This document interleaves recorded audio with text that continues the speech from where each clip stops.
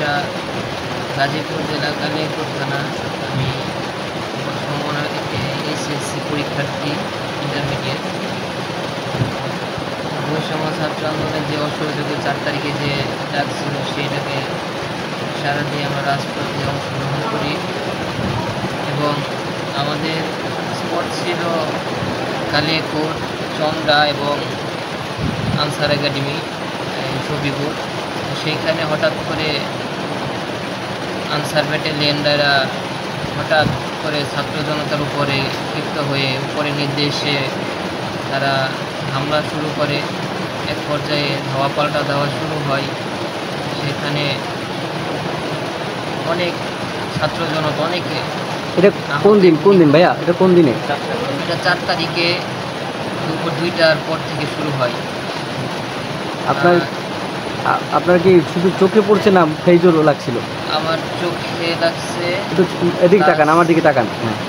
আমার চোখে পড়ছে, মাথার ভিতরে একটা মানে খুলির কাছে চলে গেছে, আরও 2টা আছে এবং টোটাল শরীরে আরও 7-8টা ছিল, ওগুলো বের করছে।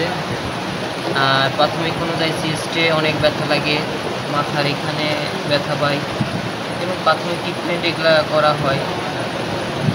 তো এরপর যে ধাওয়া পাল্টা দেওয়ার সময় অনেক ছাত্র জনতা আহত এবং নিহত হয়। আমার ভাই পাশে অনেক ভাই নিহত হয়েছে, এটার পরবর্তী সময় জানতে পারি। এবং প্রাথমিক ট্রিটমেন্টের জন্য তানহাতে নিয়ে যায়, সেখান থেকে রেফার করে ফজিতুল নেসাতে। এটা কি আপনি 4 তারিখে খাইছেন না? হ্যাঁ, 4 তারিখে। তো 4 তারিখে ফজিতুল নেসায় রাত সন্ধ্যার দিকে নিয়ে যায় আমাকে। তো সেইখানে নিয়ে যাওয়ার পরে ওনারা প্রাথমিক ট্রিটমেন্ট করে ওটিতে নিয়ে যায়। 5 মিনিট জাস্ট ওটি করে, জাস্ট অপারেশন থিয়েটারে 5টা মিনিট আমাকে রাখে। এরপরে ওনারা বের করে বলে যে আমরা পারবো না, এটা আমাদের সম্ভব না, এটা ঢাকাতে রেফার করতে হবে। ঢাকাতে রেফার করছে এবং তাদের নিচে অ্যাম্বুলেন্স ছিল। এখন রাস্তাঘাটে তো কোনো গাড়ি নেই, কোনো কিছু নেই, কীভাবে ঢাকা যাব? সেই ক্ষেত্রে তাদেরকে বলা হলো যে ভাই আপনাদের গাড়িটা দেন। তো তারা বললো 6,000 টাকা লাগবে। আমরা বলছি ঠিক আছে, 6,000 টাকাই দেবো।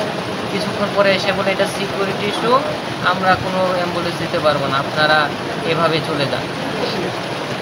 পরবর্তীতে আমরা যেতে পারি নাই। 5 তারিখ ওইখানেই থেকে যায় রাতটা, 4 তারিখ রাতটা। তো 5 তারিখে যখন সেখানে পদত্যাগ করে প্রাইম মিনিস্টার, তো এরপরে হঠাৎ করে সেই ফজিতুল নেসা আগুন ধরে দেয় ছাত্র জনতা ক্ষিপ্ত হয়ে, কারণ তারা ট্রিটমেন্ট দিচ্ছিল না ছাত্রদের।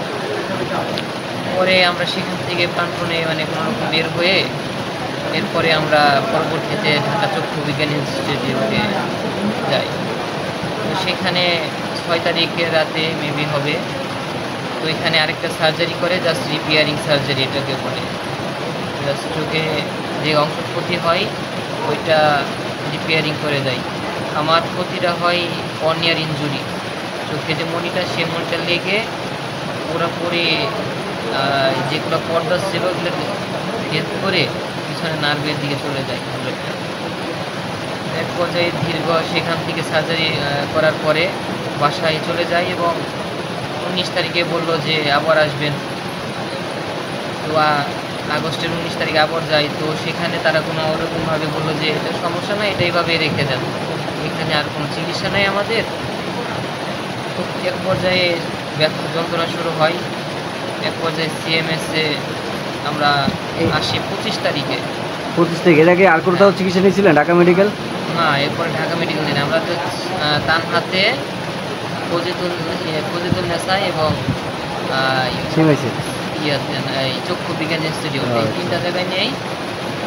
তো এরপর 25শে আগস্ট আমরা ঢাকাতে সিএমএস আসি। এখন বর্তমানে এখানে আসছি।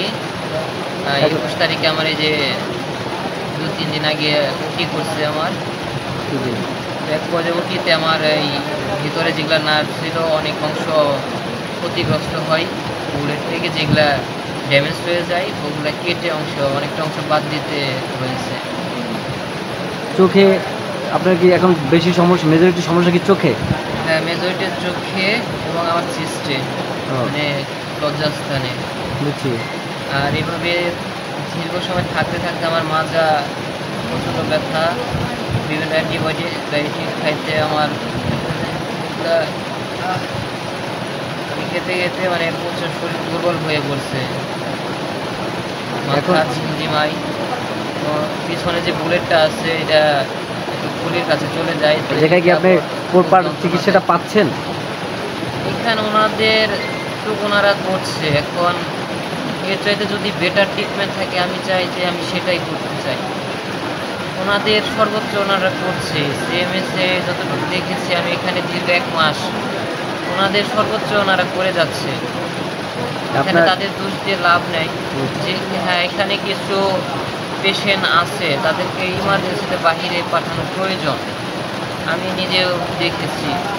তো অবশ্যই বাহিরে তাদেরকে রেফার করা উচিত, কিন্তু তাদেরকে রেফার করা হচ্ছে না, একটু অবহেলার মধ্যে রাখছে। তো আমি চাই যে যেগুলো প্রয়োজন, যেগুলো বাহিরে রেফার করা ইমার্জেন্সিতে প্রয়োজন তাদেরকে রেফার করে দিই। আর যাদেরকে হ্যাঁ বলে যে না আমরা পারবো, তাহলে তাদের ট্রিটমেন্ট করুক তারা। এখন আপনার চোখে কী ধরনের যন্ত্রণা হচ্ছে? আমি দেখলাম এসে আপনি কান্না করতেছেন, চোখ দিয়ে পানি পড়তেছে। যন্ত্রণা, চোখ দিয়ে টোটালি পানি পড়ছে, চোখের ভিতর লাল হয়ে গেছে। একটু দেখাই আমি।